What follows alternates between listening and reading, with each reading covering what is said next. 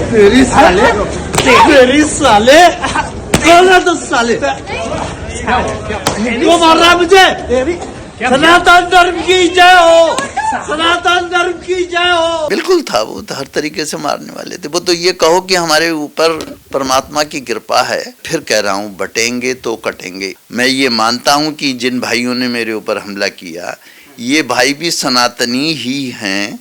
पहले सनातनी है, फिर हो सकता है दलित हों।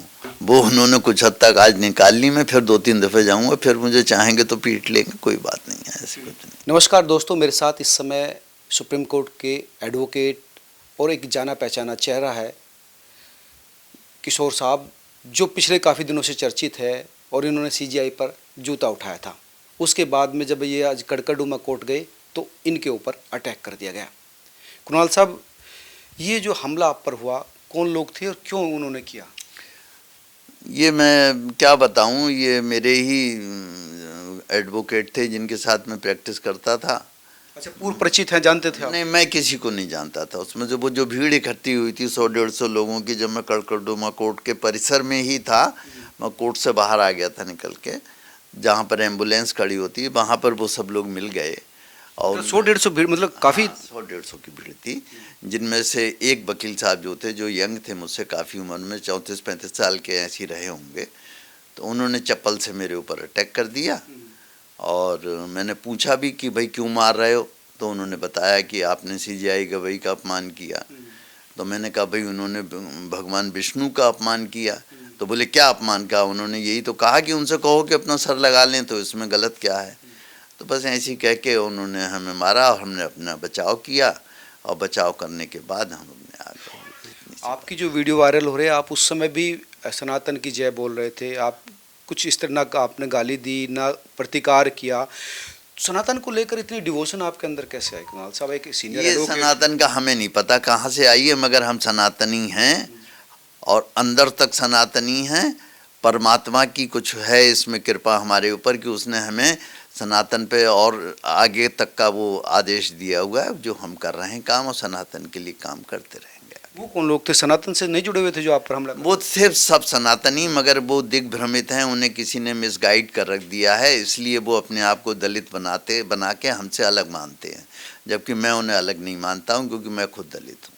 आप खुद दलित हैं, लेकिन ये है बड़ा विषय समझ में आ रहा है कि दलितों ने बौद्ध धर्म अपना लिया या बौद्ध को लेकर हाँ, अब आप सही कह रहे हैं, वो दलित नहीं रहे बल्कि वो बौद्ध धर्म में चले गए।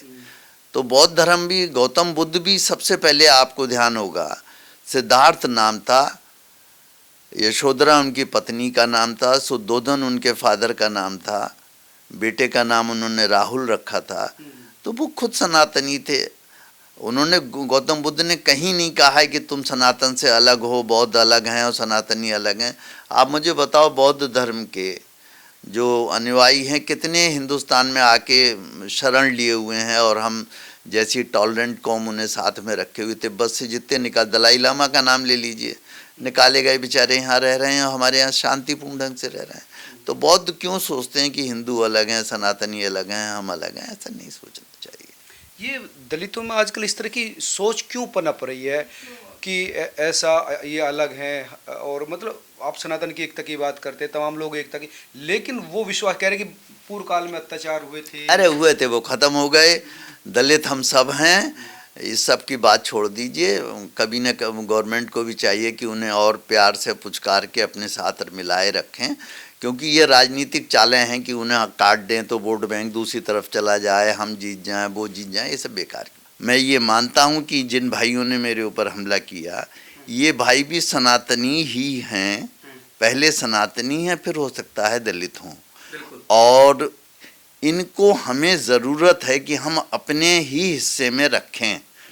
पहले ये सनातनी हैं, इनको लोगों ने दिग्भ्रमित किया है। दूसरी कौमें ने जो हैं बरगला रही हैं कि आप हमारे साथ आ जाओ, हम ये करेंगे, आप पे बड़ा अन्याय हुआ है, ये हुआ है। ऐसा है कुछ भी नहीं। कितने साल से हम देख रहे हैं कि इन कौमों को आरक्षण दिया जा रहा है। मैं आरक्षण के आज भी खिलाफ नहीं हूँ। आरक्षण दीजिए, मगर उन दलितों को दीजिए जो वाकई पिछड़े हुए, आर्थिक रूप से पिछड़े हुए हैं, जिनको इसकी ज़रूरत है। अब जो आदमी एक बार IAS PCS या IPS बन गया, उसको बार बार आप आरक्षण देके इन गरीबों का हक मार रहे हैं, क्योंकि इनके बच्चे आगे नहीं बढ़ पा रहे हैं। अच्छा सर, जब ये वाकया हुआ आपके साथ, जब आपने ये गवई के ऊपर जो जूता फेंकने वाला कांड था, उसके बाद में आपके ऊपर कानूनी कार्रवाई हुई, आपके ऊपर विधिक कार्रवाई हुई, आपको बार एसोसिएशन से निष्कासित कर दिया गया।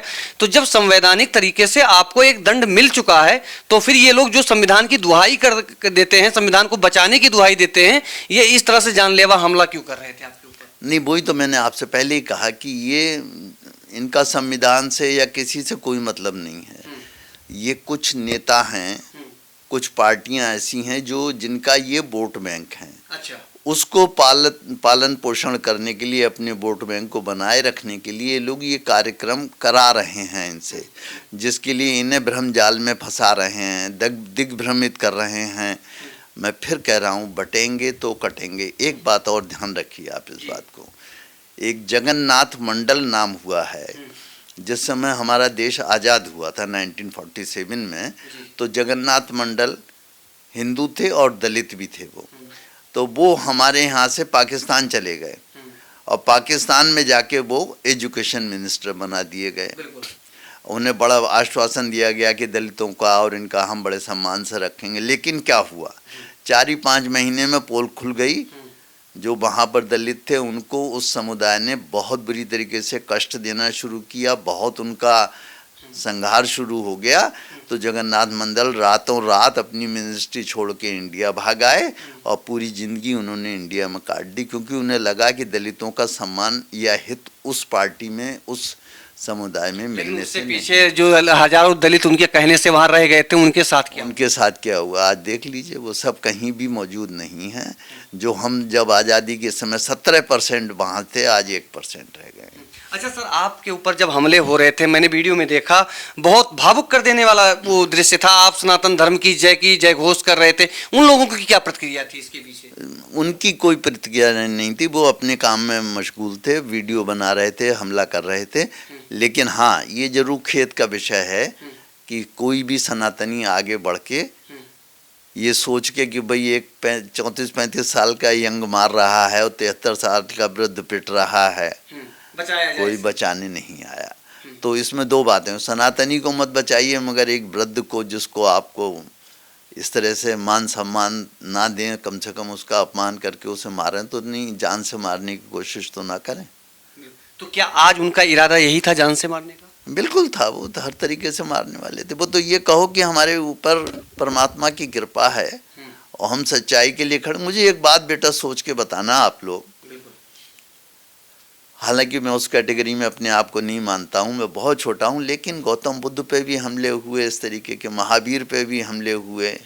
जीसस क्राइस्ट को तो आप जानते हैं, सच्चाई बोलने के, अच्छाई बोलने के पीछे फांसी दे दी गई।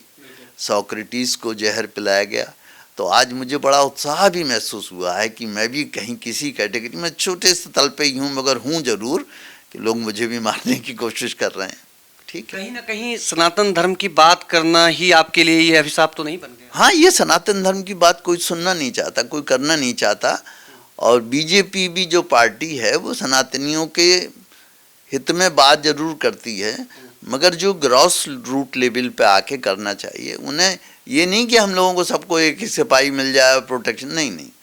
दलितों के लिए कोई कार्यक्रम ऐसा शुरू करें कि इन लोगों को वापस हम अपने सनातन में मिलाएं।